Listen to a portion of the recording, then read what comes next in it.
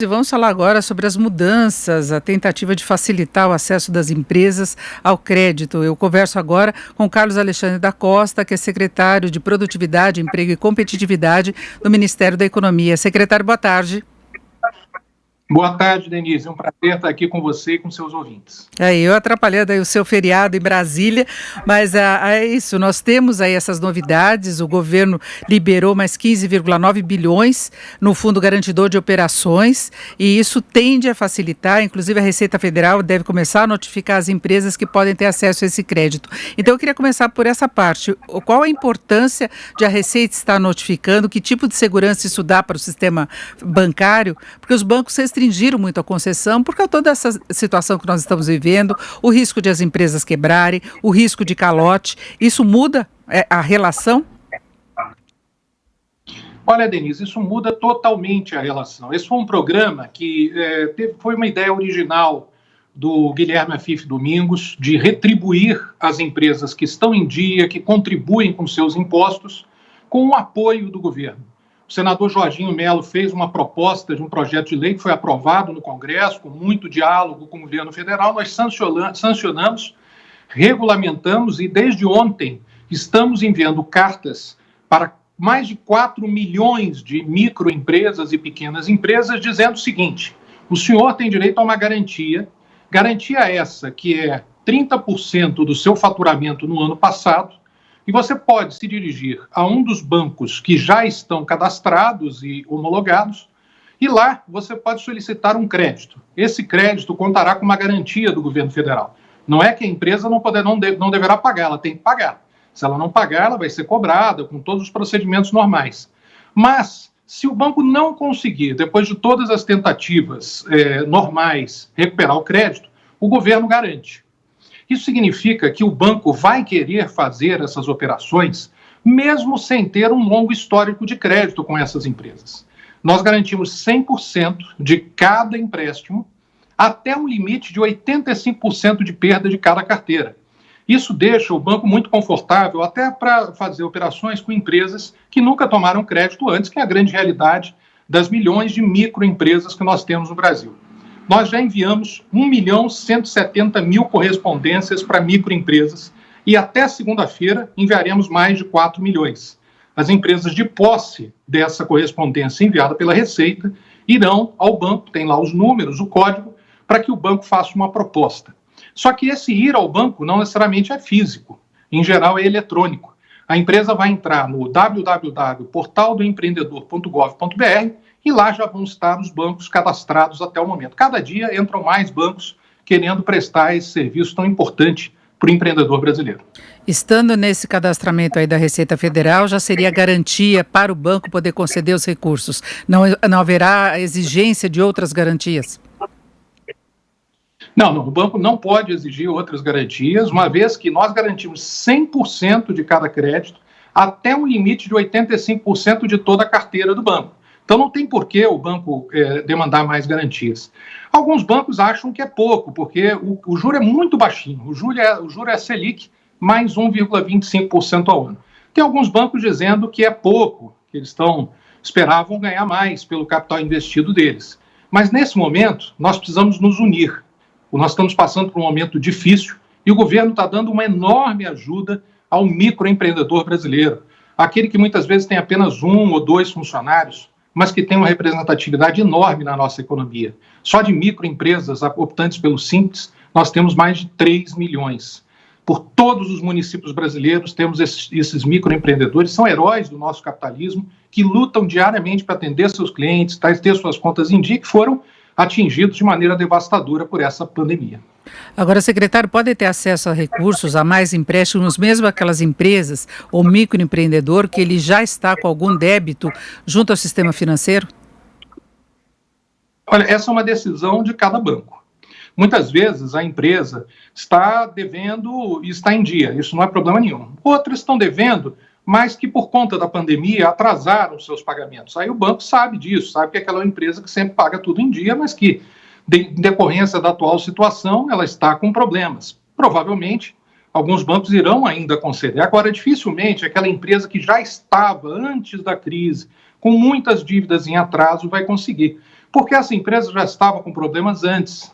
Essa ajuda que nós estamos dando é para aquelas empresas que estão sofrendo por conta da pandemia.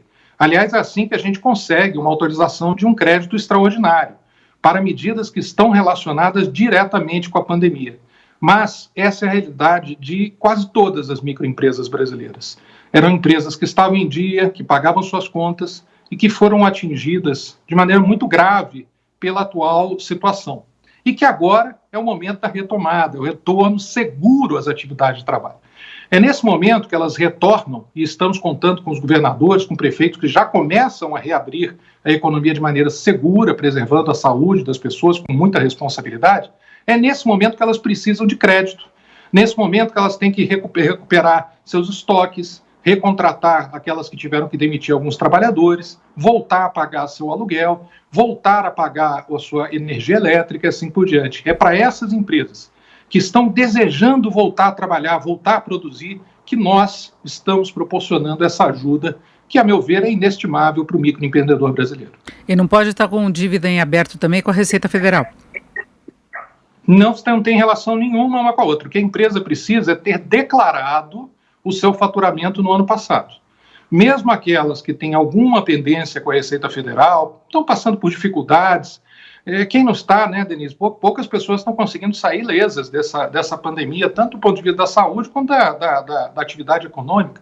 Mesmo essas empresas, elas vão receber uma declaração e vão poder contar com a garantia da Receita Federal. Mais uma vez, não significa que elas não tenham que pagar, elas vão ter que pagar ou elas vão passar por todo o processo de cobrança. Mas uma vez o governo dando a garantia, elas conseguem ter acesso a crédito, que é um problema que nós vamos ter que resolver de maneira definitiva, mas que agora estamos dando uma solução temporária para um problema que também é temporário.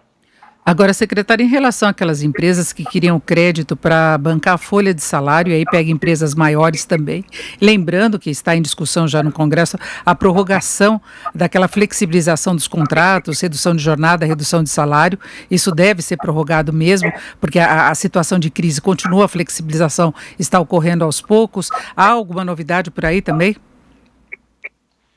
Olha, são duas coisas, né? Tem aquela que o governo arca com o pagamento da folha salarial, que é a MP 936, a MP trabalhista, que a gente chama, e que está, nesse momento, passando por uma aprovação no Congresso, por uma adaptação, estamos negociando para a versão final dessa medida, que foi um sucesso, já salvou mais de 10 milhões de empregos no Brasil inteiro, em empresas de vários portes. 10 milhões. O Brasil é um dos países do mundo que menos teve desempregados nessa crise. Foi um grande sucesso. E como o ministro Paulo Guedes, que é nosso grande líder na área econômica, tem dito, medidas boas precisam ser mantidas, né? Então, nós estamos negociando com o Congresso para que essa medida seja, se for possível, prorrogada, mas que também não afete de maneira muito dramática as contas públicas. O ministro Paulo Guedes já falou isso, o presidente Jair Bolsonaro também já falou isso, e isso dará um alento ainda adicional para aquelas empresas. Agora, tem uma outra medida que nós já anunciamos há algum tempo, que é o FOPAS, né, que é o crédito, empréstimo mesmo, para pagar a folha de pagamento. Nós estamos negociando com o Congresso agora algumas modificações para tornar essa medida ainda mais efetiva, dando mais crédito para aquelas empresas que queiram manter os seus funcionários, ou a maior parte deles. Isso tudo tem um objetivo fundamental, que é manter os empregos, e um outro objetivo, que é manter o tecido econômico. Porque se nós mantivermos o tecido econômico, evitarmos uma quebra muito grande de empresas, mantivermos as empresas, ainda que combalidas, vivas, a retomada vai ser muito mais rápida. E estamos acompanhando projeções bem negativas. Hoje nós tivemos aí a estimativa do G20 em relação ao que já aconteceu com as economias, o CDE projetando aí um tombo pesado da economia brasileira. Se a pandemia não for controlada, pior ainda. Então é isso, a sobrevivência do emprego e das empresas, né? É um emprego, primeiro das vidas e da saúde, depois do emprego e depois das empresas. Porque são as empresas que vão preservar os empregos. E se nós tivermos um tombo muito grande das nossas empresas e dos nossos empregos, a saúde também vai ser afetada. Porque além da pandemia, que é muito grave, nós temos outros problemas muito graves no Brasil. Nós temos doenças, por exemplo, do saneamento. Hoje, 15 bebês com menos de 1 ano morrem por dia como decorrência da falta de saneamento. Esperamos que essa semana, ou na próxima, inclusive, o novo marco do saneamento seja aprovado. Isso vai exigir investimentos. O nosso sistema de saúde precisa melhorar para inclusive, tratar outros tipos de doenças. Para isso, nós precisamos de atividade econômica que pague impostos. Muitas pessoas têm problemas de saúde mental, outras até dizem que têm problemas de outras doenças, como câncer e assim por diante, que são decorrentes de dificuldades pessoais, dificuldades emocionais. Então, em primeiro lugar, saúde, depois emprego, depois empresa. Mas precisamos preservar as empresas para garantirmos o emprego e assim garantirmos também a melhor saúde para os nossos trabalhadores, para os nossos cidadãos no longo prazo.